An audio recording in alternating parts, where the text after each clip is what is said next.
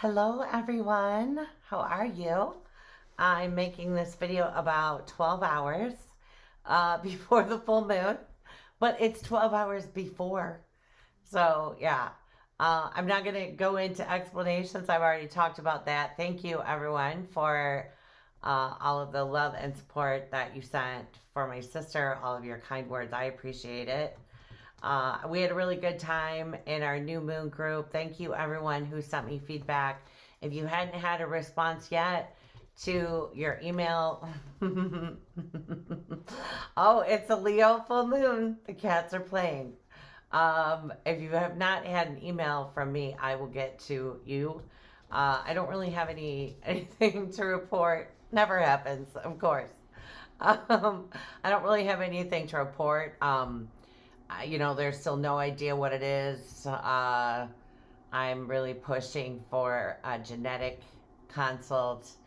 Doctors, all of you who deal with rare diseases may have shared the experience of doctors can be a bit like the small town detectives who decide who's guilty and then find the evidence to fit the suspect. So we're going to have to do that subversive with the geneticist, which I'm Scorpio, so I prefer.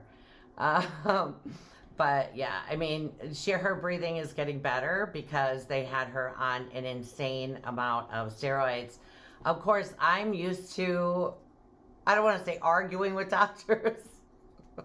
Yes, I'm used to lively discussion. Lively discussion is what Metatron said. Because the first doctor that I went to with Bailey told me to read her more books. She was my third child, born in 4 years. One was born 12 months earlier. And I knew that something was wrong. And he said, "Oh, honey, she'll be fine. Just read to her more." So I don't listen to doctors very well. Um, and that brings up, actually, I'm going to make a public post about some injuries that Bailey had during her time at a hospital earlier this year. So I want to just say that because I am going to do that, and I'm a public person, so I feel like I need to kind of give a heads up. Venus is having a great time, my cat. Venus in the sky is having a great time. She's in her sign of exaltation in Pisces right now. And, a lot of what's happening with the energies right now is coming back to Venus, believe it or not. Venus is sweet and beneficial and all of that, but Venus can also get us on the right path one way or another. And this new moon, I wanted to show you actually from this program so you can see that grand T-square that we're having. The sun and moon are square to Uranus, and Uranus is in the Venus-ruled sign of Taurus. Really, whenever Uranus is involved, you can't say for sure what is going to happen. Because it's midnight, I forgot to read the times. Just so you're aware, London, this is taking place on the 5th at 6:28 p.m. Central Standard Time, that's 12:28 p.m. And in Sydney, it will happen on the 6th at 5:28 a.m. I think this will probably be he's saying an emotion-filled full moon. It's taking place at 16 degrees and 40 minutes in the sign of Leo. So planets that you have in the middle of this sign, you could go 10 to 20, you could even go to 22, will be affected by this full moon. But what I've heard from a lot of you and what I've had a lot of dealing with this past couple of weeks is inability to sleep with Mars in Gemini. So if you're Cancer rising, depending on what else is happening there, it could affect Cancer moon, but Cancer, all of the fixed signs. So Scorpio, Leo, Taurus, Aquarius, we're all we have Saturn finishing up in Aquarius. So, and if you're Mars ruled with Aries or Scorpio, and especially Geminis right now are all dealing with the Mars energy. When Mars, I've seen so many posts lately when Mars is trying the sun, yeah, it usually is like, let's go, let's move forward. When Mars is way out of bounds in shadow and he's answering to a Mercury who is also still in shadow, it's not really the time. And you can feel it, right? When you have, he's saying like when you have like the inspiration and the incentive to move forward, that's the time that we take a big leap forward.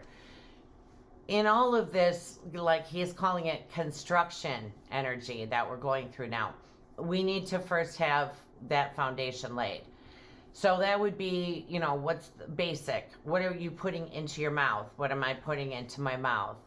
And Venus rules diet. Whenever Venus is in Pisces, there can be a lot of sugar happening or just cravings for that. Can just be eating a lot. So kind of watch that. Venus has been with Saturn for, she was for a while, and that would have kind of tamed that a little bit. Now she's in Pisces, but she's coming up to Nessus. And Nessus, a lot of people say is, about abuse. It can be, depending on what's happening with Nessus, but it's usually like the wrapping up, the ending of a cycle. Nessus has been at this degree, around about this degree, and at this degree last year. Nessus is very slow, way out there, past Neptune, or around Neptune. But Nessus is at Arcanar, which is a fixed star that's the mouth of the river of stars. So dreaming a lot right now.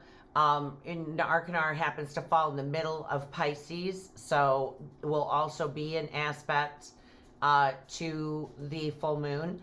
So could be a lot of revelations coming in, a lot of big reveals. By declination, Mars and Black Moon Lilith are parallel, meaning that if you could see Black Moon Lilith, she would be right up there snuggled next to Mars, like if you looked up in the sky and saw them. And then contra-parallel, so the feeling of an opposition, is Pallas Athena and the asteroid Saint Michael, Archangel Michael's asteroid. So what that tells me is that our thoughts are so important, and Archangel Michael is saying, exposing the truth. And they could be like things internal, depending on where this is happening in your chart, internal truths. But, with everything going on, especially in the United States, because Mars by our Uranus, where Uranus was when July 4th of 1776, he's coming up to the Mars of the United States, which is pretty much where he started his retrograde. So he's moving back to that now. Things are not going to settle down. We know we've had a lot of reveals of secret documents here, there, and everywhere. It's kind of like unusual now if they don't find them, and we don't even know where they're searching. But, we had the balloon, the weather balloon, or what, China's government Chinese are saying that it is a weather balloon that got off course. I think we all know that they're pretty much just like, I almost lifted up my middle finger, but I didn't. But that's what they're doing, because that general went out and blurted out that I think he was like basically baiting them, and he had no business saying anything about us going to war with them in 2025, but he alluded to that. And, I don't know, maybe that was our middle finger to them. How do I know? We don't know. But, just a lot of turbulence. I don't want to talk a lot about the video that we saw last week that came out of Memphis. But I've heard commentators, and I wish I know who the original quote was, but I heard Ben Crump, the family of Tyree Nichols, their attorney, saying that, change will happen when white mothers are crying like the black mothers are. a lot of us are crying a lot, and we're crying because we hear these men calling for their mother. It's any organization that has a lot of money behind it has a lot of power. And I don't know really what we do, with police unions. It's a systemic, it's been since there were police, systemic racism and just the bullying. I've shared, things that I've had, my ex-husband and I with our little toddlers in the car with being harassed by police. And yes, of course, I've had good interactions with police officers as well. What I would like to see is for the good police officers to stand up and say something to the other police officers. That's the only way it's going to change. It's going to have to be an inside job, because otherwise, no politicians are going to go up against the police union. If we thought that was true, we wouldn't be living in a shareholder-driven economy, which is what has happened. Think back to 2008 when Pluto first moved into the sign of behemoth corporations, Capricorn. Back then, you could say to someone, I've been with this service, I've been with your company for 30 years. And and it makes a difference. And nowadays, they don't care. I went to buy a tub of Desitin, which for those of you in countries that don't have it, it's a diaper rash ointment. It's made of mainly zinc oxide. I know it's a tub, but it's not like a tub. It's not like a Costco or a Sam's Warehouse tub. But I was in a store that we associate with low prices every day. Let's say that. It was $19 for one tub of Desitin. It's not about, what it is that we want or that we need.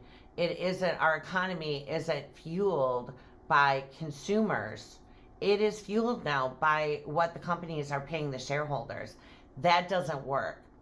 So I'm not saying or prophesying that, we're about to have this huge, the economy is going to come tumbling down. Personally, I think that it's going to take maybe a little bit rougher turn. And maybe the way that he's showing me now, it's almost like the spiral where, things get a bit better and then things get bad. And it's like every time things get worse, they're getting like, I don't want to say much worse, but like not a huge drastic change. But they're not on a trajectory of sustainability, okay? We're not in an economy that we can't sustain this. People like, sure, I can if I have to, buy a $20 tub of Desitin. But a lot of people can't do that. A lot of people, and you guys know, I know that you all know this, but with the astrology, I think that we should be paying attention to what's going on now with the markets, because Mars has been in Gemini, the sign of the markets, since last August. He still is there until the third week of March. So we're kind of like, I feel like with what was happening with Uranus and the North Node, because the North Node is where we're going, right? And the North Node happens to be, next time he moves into his Aries, a Mars ruled sign. So I think we should pay attention now, because when Uranus moves into Gemini, maybe we'll feel a little bit of the shaking of the ground. I believe that if there is going to be a tumbling down of that, the economy or the world banks or however that is going to play out, it will most likely be with Uranus in sidereal Gemini while Pluto is in Aquarius. So I'm talking a ways off. We don't need to we got enough going on. But, be careful what you're listening to. I think it's strange to me when planets are in retrograde, they aren't actually moving backwards. Planets cannot move backward. They come between the Earth and the Sun, and they look like they're moving backward. All of the planets were direct when most of the Western world went into quarantine and we had to stay home. Makes no difference if all of the planets are forward or all of the planets are retrograde, really. What's happening as far as moving forward. When you're talking about movement, or especially going forward, you're looking at Mercury and you're looking at Mars. They're both in shadow right now. And this, of course, the full moon is not when we initiate, but this could be like some kind of radical change that you want to make, that's personal to you. You know, the moon in Leo and in the universal chart, it is in the 12th house. So it is something that is about like igniting the spark. He's saying an ignition of the spark, the fire. What did bring you joy when you were a little kid? What do you love to do? You know, what makes you feel fulfilled? Doesn't mean, you know, that a job that you are really miserable at could be taken away from you. But if your chart, if you got a lot of planets in the middle of the signs, then yeah, there's a pretty good chance that could happen. So it's a good idea really for all of us to be moving toward what trips our trigger, what lights our fire, he's saying, making the most of the feelings of ignition. Going back to in meditation time, just imagining, you know, what you like to do when you were a little kid. Like we used to hang out at the creek by our house. I shudder now to think of, because it was right off of a cornfield. So there's probably all kinds of chemicals that we played in every day, but we loved it, you know. And just, you know, going back into that time and what did that feel like? What did your inner child need to hear?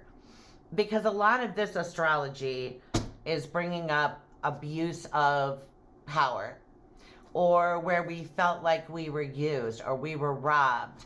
And until we clean up the piece of blame, we're giving that power to the person that did it. One thing that I did that I've shared with many of you on the phone is the person who robbed me of innocence and feelings of self-worth and safety, who was so abusive. I asked for a way to feel compassion, and it didn't happen the second that I asked. But eventually, like, I don't know, within probably a month, I suppose, of that, I started seeing the person as a young, like 2.5, 3-year-old, in their own, he's saying, pattern of abuse with an adult. And then I understood more, and that's how I think of the person now, as that abused child. So this is a lot of releasing, you know, when the moon and the sun are square to Uranus, who's answering to Venus, who is next to Nessus. It's time to really release the past. There's never like anything, it just doesn't serve us in any way to hold on to unforgiveness. I never was attacked so much as when I talked about forgiveness in a video once. People were like, well, I don't know if you have to actually forgive them. And I mean, what do I care? Really, I'm not going to argue with people and talk them. You can't talk people into forgiving people. You have to set aside your pride. You do. It's not that easy, you know, when someone has wronged us and stolen something from us, and we were treated unfairly. It isn't easy. I'm not saying that it is. It's worth it, because you cannot fill that space of joy if resentment is in the way. It will keep it out. The fullness of joy, he's saying, like we can be joyful moment to moment, but to carry that joy with us in our hearts, you know, it's like light and shadow can't dwell in the same place. We can't have the resentment and the fulfillment of joy simultaneously. Is there anything else, Metatron, that you wanted me to add? Okay. So he's saying diving deep for feelings of inspiration. The planet that is making the most aspects, well, not a planet, the Centaur, making the most aspects, like hitting everything, except for like 2 planets, is Chiron. Chiron is really in it. And Juno was the wife of Jupiter, who was able to see beyond the veil, you know, when Jupiter was trying to hide what was actually going on. And he's saying it doesn't mean that we need to know like the details exactly. Okay, so I don't know who this is for, but if you suspect, okay, that someone has wronged you, assume that, go with that. Go with your intuition, especially with this astrology, and let it go anyway. You know, we're not going to get apologies from 99% of the people who, you know, do the worst things to us, right? Or hurt us the most, I should say. And so Chiron isn't just about, you know, healing and being in a permanent wound. Nothing is permanent, obviously. But it's also very inspirational. He was a teacher. The centaurs were teachers, you know, and it's that the fun of the animals too. Oh, and I should mention that on Tuesday evening in the United States, it'll be a Tuesday evening, we are starting the Chiron Initiative. We're going to go through the IMs and do that work together. We'll be doing that with Saint Germain and Archangel Raphael. We're focusing a lot on Chiron, and I have it limited because I want to be able to look at each person who's registered. I want to be able to work with your Chiron specifically. So we do that. You can find it on my website. It's the Chiron Initiative. It's the last offering on the page. If you'd like to sign up for that. And we'll do a new moon group for the new moon coming up in Pisces as well, because that'll be nice. I wonder where that, so the last one was at the beginning, so yeah, we'll do that as we work on, and it's actually a really good one too, because Saturn is going to move into Pisces, and Saturn in Pisces can be a tremendous burden, but it can also help you to build from a place of centered, balance, acceptance, and pure unconditional love.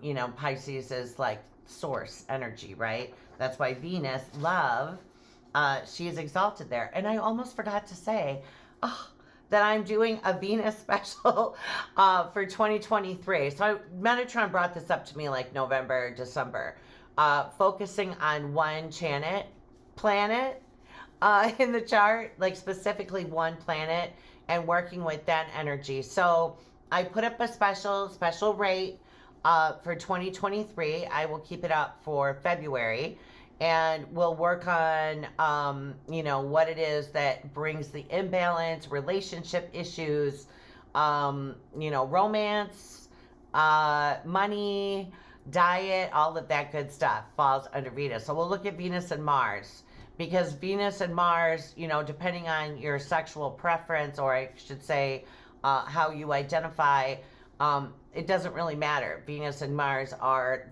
the ones who are showing us like sexuality, romance, our worth, all of the things that we need to have cleaned up before we can have that right relationship.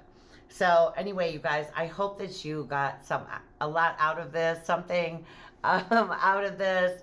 I wish I was here more often. I really would like to start doing a podcast, just because it's a lot of palaver to get everything organized for a video. It takes a lot more time.